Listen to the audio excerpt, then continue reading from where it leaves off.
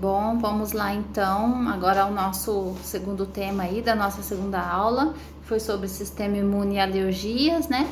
Onde aí as questões tratavam um pouquinho sobre os antialérgicos e tudo mais, né? Primeira geração, segunda geração, o que causa sonolência, o que não causa.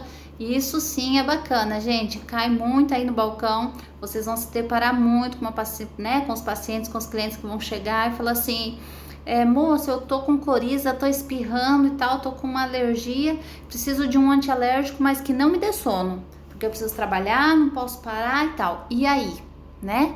E aí, o que que a gente vai indicar? O que que a gente vai indicar para esse paciente, né? Para esse cliente?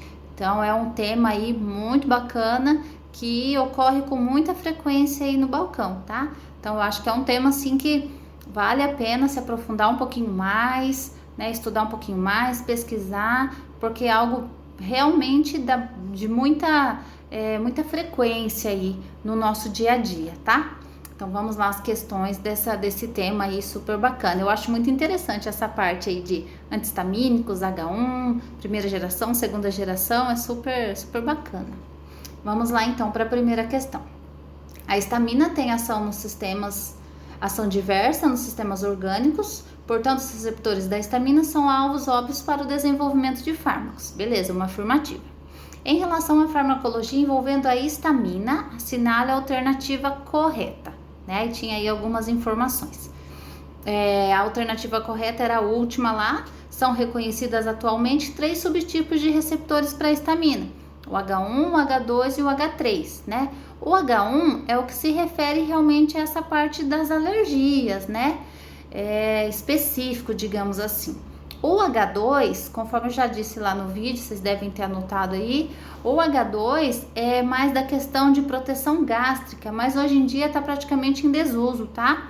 Vocês praticamente nem vão encontrar aí no balcão, né? À disposição, digamos assim, para medicamentos para tratar, por exemplo, gastrite e tudo mais, antihistamínicos H2. Tem muitas outras classes aí muito mais custo-benefício melhor, né? Sem tantos efeitos colaterais, sem se prejudicar a longo prazo, que foi aí alguns motivos que os antihistamínicos H2 praticamente saíram do mercado.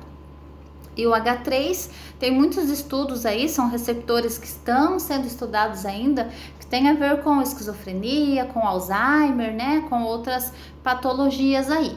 Mas então, a princípio, né, a questão de quais receptores são conhecidos, né, a princípio então são esses 3, H1, H2 e H3. Vamos nos atentar aí aos receptores H1, né, antihistamínicos H1, que é o que a gente está tratando na aula hoje. Então, que era aí a resposta correta também, tá? A segunda. Os antialérgicos de primeira geração, apesar de reduzirem os sintomas da alergia, espirros, coceira, coriza, podem causar sonolência. Aí que nos últimos anos aí, né, devido a pesquisas, originaram novos compostos e tudo mais.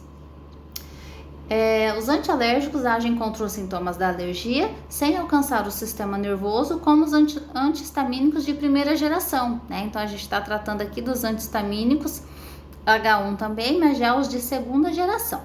Não causam sonolência como os medicamentos mais antigos. Faz parte da classe de antihistamínicos de segunda geração. Aí nós tínhamos os nomes lá. Isso aqui, gente, é na prática mesmo ali, você acaba decorando, tá?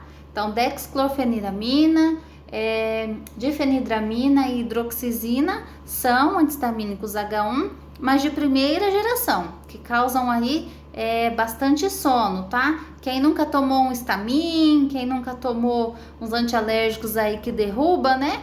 São antihistamínicos H1 de primeira geração. Já a desloratadina, que era a resposta correta, é de segunda geração. Ela não ultrapassa a barreira hematoencefálica, né? Não vai lá até a medula, até o sistema nervoso central. Consequentemente, não causa sonolência, que é um dos efeitos colaterais aí muito indesejados, né, dos antialérgicos. Então, a resposta correta nessa aqui era a desloratadina. Vamos lá para mais uma. Acerca da dexclorfeniramina, fármaco antihistamínico de primeira geração. É o Histamin, tá, gente? O maleato de dexclorfeniramina. O polaramine, né, também. Fármaco antihistamínico de primeira geração. ou clássico, né? Ou a dexclorfeniramina. E a loratadina, que é antihistamínico de segunda geração, julgue o item que segue. Vamos lá para ver se essa afirmativa está correta ou não. Podem ser utilizados para alívio dos sintomas da rinite alérgica, tais como coceira nasal, coriza e espirros. Isso mesmo. No entanto, a dexclorfeniramina apresenta maiores efeitos colaterais, como sonolência. Certo, é isso mesmo. É um dos pontos principais aí que diferenciam, né? A questão da sonolência, conforme eu já comentei. É muito frequente as pessoas chegarem para nós pedindo um antialérgico que não causa sono, porque tem que dirigir, porque tem que trabalhar, que a vida não pode parar por conta daquela rinite, por exemplo, né? E sem questão também a questão da posologia, da comodidade, né? A maioria dos antialérgicos aí, dos antihistamínicos de segunda geração, são uma vez ao dia, ou no máximo de 12 em 12 horas. Enquanto os outros tem que ser de 8 em 8, de 6 em 6, né? Então tem essa questão da comodidade e da posologia também, né? Mas o principal, o que as pessoas vão buscar, o argumento que você pode utilizar é exatamente esse. Esse aqui, ele é mais moderno e ele não vai te causar sonolência. Você pode trabalhar, continuar com as suas atividades normalmente, tá? Que é o que diferencia realmente. Loratadina, desloratadina, fexofenadina e por aí vai, né? Vamos lá. A quarta tem muito a ver praticamente com a resposta da terceira, né? Dexclorfeniramina provoca efeitos de sedação porque atravessa a barreira hematoencefálica e ocupa receptores H1 cerebrais que estão relacionados com o controle dos estados de vigília. Errado ou certo? Certo, né? Uma tá complementando a outra ali para ficar bem explicadinho mesmo para vocês. E a última, assim como outros antihistamínicos antagonistas dos receptores H1 de primeira geração, o cloridrato de fexofenadina, fexofenadina, primeira geração, apresenta como reação frequente efeitos sedativos significativos, devido à sua ação antimuscarínica no sistema nervoso central, que aí era o mecanismo de ação, né? Mas fexofenadina causar sonolência, efeitos sedativos? Não, né? Eu acabei de comentar aqui com vocês que ela faz parte dos antihistamínicos H1 de segunda geração, junto com a loratadina, com a desloratadina.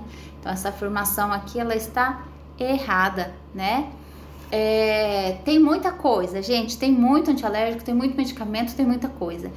Eu acredito que a aula em si deu para vocês terem uma noção, né, do que nós temos ali disponíveis para a gente, medicamentos mais simples, mais antigos, mais baratos, porém com maiores efeitos colaterais. E é essa a evolução dos medicamentos, né? A indústria farmacêutica está sempre pesquisando, sempre buscando aí melhorias, digamos assim, né? Normalmente isso é alcançado, a questão da comodidade da posologia, menos efeitos colaterais, só que isso reflete no valor, né? É o verdadeiro custo-benefício e vai ali da nossa função realmente apresentar as opções para o paciente, né? O que é o melhor, né? Mas tem seu custo-benefício, mas explicando, né, certinho, com certeza o paciente sempre vai optar aí pela, né, uma maior comodidade para ele, né, poder tomar um antialérgico, aliviar sua alergia, que seja ela atópica ali, dermatológica, um espirro, uma coriza e tudo mais, sem precisar parar a vida, né, continuar trabalhando, estudando, dirigindo, sem sonolência, por exemplo. Então, são argumentos que a gente pode usar ali no balcão para poder dar realmente a melhor opção e um melhor tratamento para o paciente, tá certo? Aproveitem aí os temas, estudem, né, desbravem um pouco mais esse universo aí, que tem muita coisa interessante por aí, tá bem?